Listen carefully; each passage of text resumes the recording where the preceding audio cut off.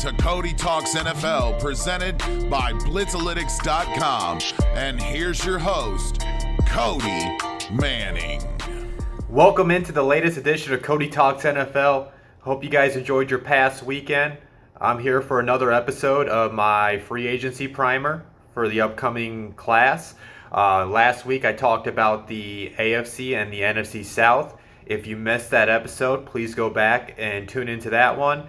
If you did miss the episode, or if you did, I do appreciate you watching, but I'll kind of give another preview of what to expect in this episode. Basically, I'm going to go through the AFC East and the NFC East teams today. I'm going to look at their current projected cap space, some notable free agents they'll have to make decisions on, some potential cap casualties players that they could potentially cut down the line to save some cap space, maybe to go after somebody, and then I will talk about positional needs that they will need to address either through free agency or their upcoming draft class. And just so I can cover this space too, all these numbers that I talk about are from overthecap.com. It's a great website to use for contract information, cap space, free agents, and you can get an idea of how your team might want to approach this upcoming free agency. But I'm going to start with the AFC East. I am going to start with the Miami Dolphins. They got one of the most projected cap space at the current moment. They have just a little over $89.3 million in cap space. So they have tons of money to work with. Some notable free agents, guys that were contributors from this past season. Vince Beagle, this guy wasn't much, but they acquired him through a trade. Aqib Talib, Evan Boehm, Jamarcus Webb, and John Jenkins. Honestly, outside Vince Beagle, I think they probably let the rest of them walk. Evan Boehm and Jamarcus Webb, they're backup linemen that just happen to play a lot for the Dolphins this year. They just need to upgrade their entire offensive line, basically. Aqib Talib's an older veteran, so if he were to continue to play football, I'm sure he's going to want to go sign for a team that can potentially put a Super Bowl ring on him. John Jenkins is maybe somebody they could resign, but outside Vince Beagle, I could see them letting them go and just either acquiring youth through the draft or maybe getting some key additions through free agency. Now, I don't really see Miami needing to cut anybody because they got so much cap space, but say they were wanting to make a big free agent splash this year with that money, but they still wanted to create some room so they could have some leeway. Some guys they can potentially cut. Albert Wilson, if they do cut him, they save $9.5 million in cap space, and he only results in a little over $1.3 million in dead money. Now, I don't know if they'll do this one, but maybe they get an upgrade at the position. Daniel Kilgore, they were to cut him, they would save $4.125 million in cap savings, and he results in $0 in dead money. Alan Hearns, if they cut him, he saves a little over $2 million in cap space, and he only results in just a little over $866,000 in dead money. And Devon Godchaux, if they wanted to cut him, he would result in a little over $2.14 million in cap space, and he only has a little over $50,000 in dead money. So those are more of the upgrade. I could definitely see maybe an Albert Wilson or Alan Hearns because they already have Preston Williams and Devontae Parker, and if they can get a rookie to replace one of those guys and save the cap space and maybe go address other positional needs, I could see that happening. But a positional needs they will need to go after. I think running back, I think they can go across the board in the offensive line group. They can go after cornerbacks. I think they definitely want to address that. They need an edge rusher, some safety, at least depth at this point, and then potentially a quarterback, right? They don't want to maybe see what they have in Josh Rosen and want to address that through the draft. Now I'm going to go ahead and get into the next team, the New York Jets. The New York Jets currently have a little over $49.6 million in cap space. They got a lot of notable free agents: Robbie Anderson, Kelvin Beachum, Brandon Shell, Alex Lewis, Neville Hewitt, Brian Poole, Jordan Jenkins, Demaryius Thomas, Ryan Khalil, and Brandon Copeland. Now, it sounds like they're going to move on from Robbie Anderson, from everything I've heard of. I think they should definitely try to re-sign like Kelvin Beachum, Alex Lewis, maybe a Neville Hewitt. They could probably let most of the other guys go, but they're going to need offensive line regardless, because as of right now, outside of one guard, their whole starting offensive line from last year are free agents. Now, obviously, if they want to re-sign some of those people, they're going to need to do some working with the cap, because that money can dry up quickly, especially if you re-sign like a left tackle like Kelvin Beachum, and maybe if they convince Robbie Anderson to return at a certain cap hit for them. But guys they could look at to save the money, Avery Williamson, if they cut him, they would save $6.5 million in cap space, and the dead money would only be $2 million. Now, I don't see this happening unless they find an upgrade over Brian Winters. He's the last remaining guy from their starting lineup. But if they were to find an upgrade, they could cut him and save $7.2 million, a little over $7.2 million in cap space, and he results in zero dead money. Some other guys, Darryl Roberts, they cut him. They would save $6 million in cap space, and there's zero dead money left. The following guys I could definitely see happening: Jonathan Harrison. He would save $2.250 million in cap space and zero dead money. Josh Bellamy, same amount of money as Harrison and zero dead money. And then Nate Harrison, they cut him. They would save $2.144 million in cap space, and he results in zero dead money. And as far as positional needs, I mean, this whole roster could need some upgrades, but they obviously with a lot of potential free agency loss on their line, and the fact that their line wasn't that great, they need linemen across the board. They definitely need an edge rusher, a wide receiver, and then a cornerback. I think all those positions the Jets need to address either through the free agency or draft class. And I'm moving on to the Bills. One of the big surprising teams, not to me. One of the teams I called making the playoffs at the beginning of this past season, but they got a lot of cap space to work coming off a big year. They got right now sitting at $82.1 million in cap space.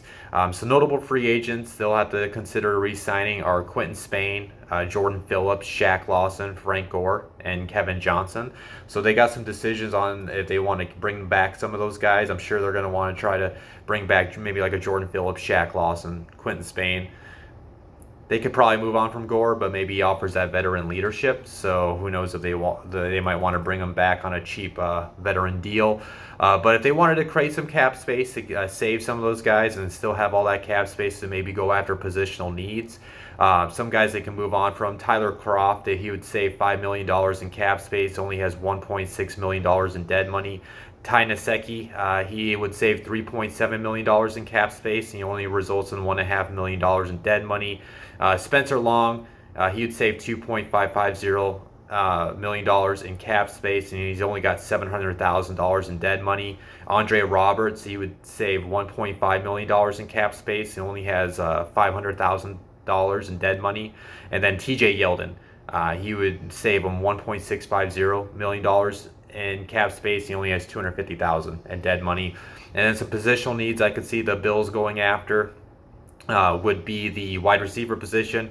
I think they need a big body wide receiver, an AJ Green type, or maybe even through the draft like a T Higgins type of wide receiver. They could go at the tight end group, especially if they were wanting to move on from Croft and save the money, go after a tight end. They are in the running for potentially getting Greg Olsen. Offensive guard, if they move on from Spain, an edge rusher, especially if Shaq Lawson walks, and I think they can get another cornerback just to add some depth to that room, and especially if they move on from a guy like Kevin Johnson.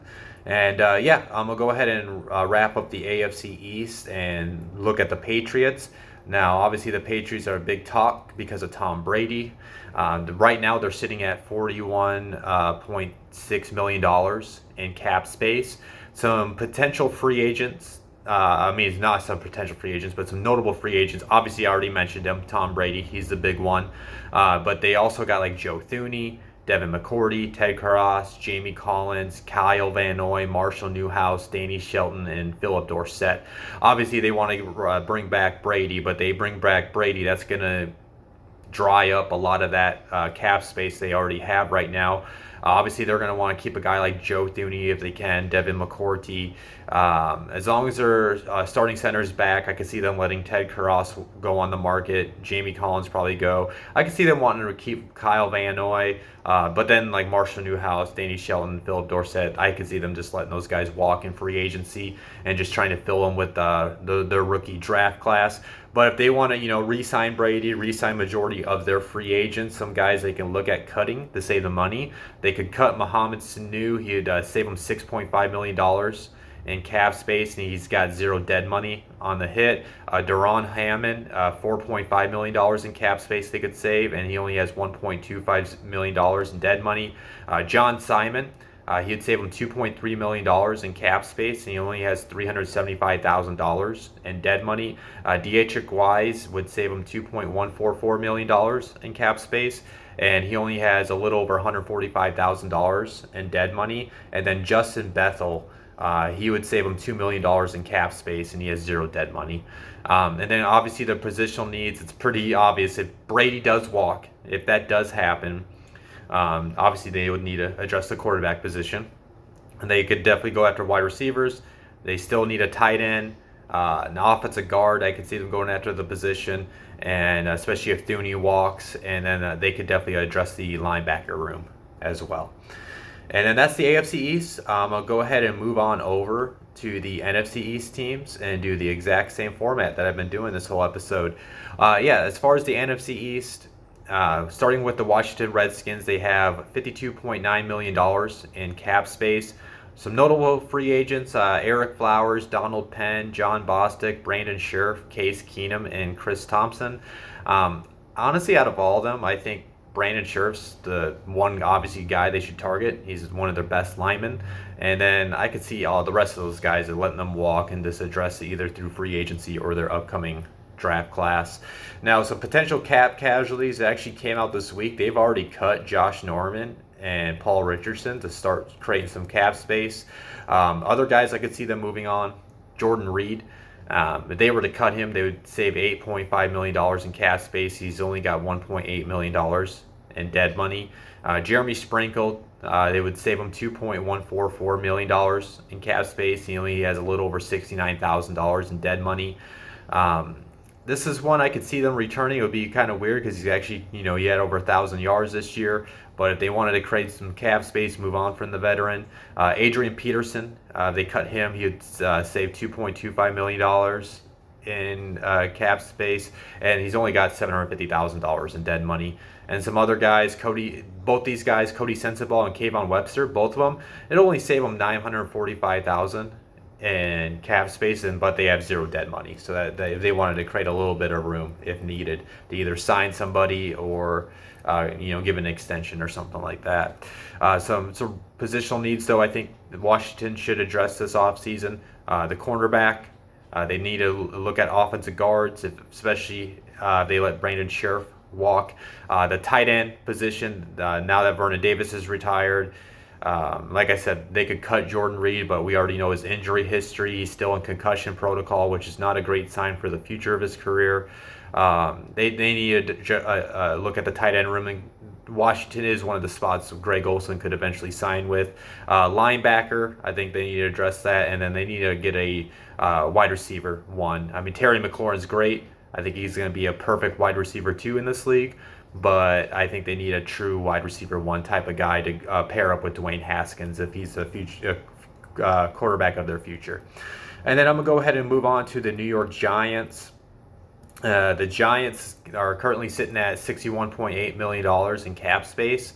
So notable free agents, Marcus Golden, Mike Remmers, Leonard Williams, and David Mayo.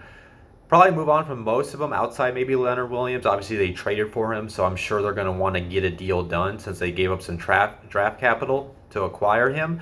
He's probably the best bet to return. Maybe Marcus Golden. He had a kind of resurgence there in New York.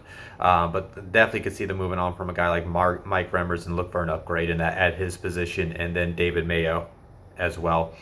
Now, looking at potential cap casualties, if they were to maybe want to go after some big name free agents, create a little cap space to work with. Rhett Ellison, they cut him. They'll save him $5 million in cap space. He's only resulting in a little over $2.1 million in dead money. Spencer Pulley, he would save them $2.750 million in cap space and zero dead money. So that would be, they can create a little bit of room.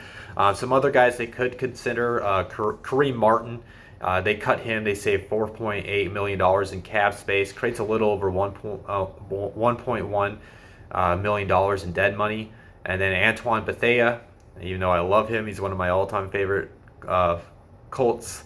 But Antoine Bethea, if they wanted to move on from him and just get younger at the position, they would save $2.750 million in cap space. He's only got $125,000 in dead money. And then Alex Tanney, they cut him and save $1 million in cap space, and he's only got a little over $37,500 in dead money. And then some positional needs I think New York could go after this offseason. Offensive tackle. The edge, they need a true edge rusher to go with Lorenzo Carter, number one type of guy. Interior defensive line, especially if they lose out on Williams, they could address that. And then I definitely think they can go after a linebacker, especially in this draft class, maybe to go with Alec Ogletree, as they would probably want to move on from him in the by next year. And then I'm gonna go ahead and look at the Dallas Cowboys. The Cowboys are currently sitting at $77.2 million in cap space. But that's going to dry up quickly, especially with how many guys they have as potential free agents. Obviously, the biggest one is Dak Prescott. We have yet to see a deal get done. We will see if he will get franchise tag in the coming weeks. We should know that. I believe the date off the top of my head is March 10th, if that is still correct. But yeah, and then other than that, Dak Prescott, Byron Jones, it sounds like he's going to go out. He's probably going to be the one guy they miss out on. Amari Cooper, Jason Witten, Malik Collins, Jeff Heath, Randall Cobb, Robert Quinn, Sean Lee, and Michael Bennett. So Cowboys got tons of decisions to make this offseason. That cap space can be dried up really quickly. But when I went to go look at some potential cap casualties, with how their contracts are set up, they're at the nickel and dime, maybe the bottom end of the roster if they wanted to. Other than that, these are two guys I found that they could potentially cut to create that cap space. Tyrone Crawford, they cut him. They save $8 million in cap space. He's only got $1.1 million in dead money. And then Cameron Fleming, they cut him. He would save a little over $4.4 million in cap space, and he's only got $750,000 dead money. But I only found two logical big amounts that you could consider. There's other guys at the bottom end that you can nickel and dime, but I'm not going to name those guys just because I feel bad for them. They're going to start nickel and dime in their team. But yeah, positional needs for the Dallas. Obviously, if they don't take Dak and he doesn't re-sign with the Cowboys, obviously that's their big need. But I think Dak's in a Cowboys uniform when it's all said and done. Wide receiver, if they do move on from Amari Cooper, they'll need to look at that. Tight end, cornerback, safety, an edge rusher, and then an interior defensive line. Those are all positions I can definitely see the Dallas Cowboys addressing either through the draft or free agency. But I don't know if they're going to be much players in the free agency market, as they'll probably want to re-sign Dak and Amari Cooper, which will dry up that cap space pretty quickly. And then look at the next team, the Philadelphia Eagles. They got a little over $4.9 million in cap space. So notable free agents: Rodney McLeod, Jason Peters, Nelson Aguilar, Ronald Darby, Jalen Mills, Vaitai. That's all I'm going to say. I'm not going to try to pronounce his first name. Jordan Howard and Tim Jernigan. Maybe outside a Rodney McLeod, maybe Jason Peters, but they got his replacement through last year's draft. So I think they're going to move on from most of their notable free agents. Maybe they re-sign a Vaitai, but maybe a Jernigan, but like I said, maybe a McLeod. But I could see them moving on from most of those guys and going after potential upgrades through either the draft or the market. But some potential cap casualties for Philadelphia: Rasul Douglas. They cut him. They saved $2.144 million in in cap space. Dead money is only $176,000. And then Sidney Jones, they cut him. They save a little over $1.3 million in cap space. He's only a little over $650,000 in dead money. Cravon LeBlanc, they cut him. They would save $1.150 million in cap space, and he only results in $75,000 in dead money. And then Duke Riley, they cut him. They would save $820,000 in cap space, and he's got 0 dead money. Those are just guys I could see them moving on, creating a little more space. Maybe if they want to go after a big name free agent to upgrade at certain positions. Speaking of upgrading, I think they definitely need to address the cornerback group, especially if they cut all those cornerbacks I mentioned and they don't re-sign some of the guys. That whole group needs an upgrade. Interior defensive line, safety, a linebacker, and then I think they could go after some wide receiver depth as well. But yeah, that's the episode, guys. All AFC East teams, all NFC East teams, kind of get you ready for free agency, what you can expect. Obviously, some teams are going to need to create some space to re-sign guys or to be big players in the market.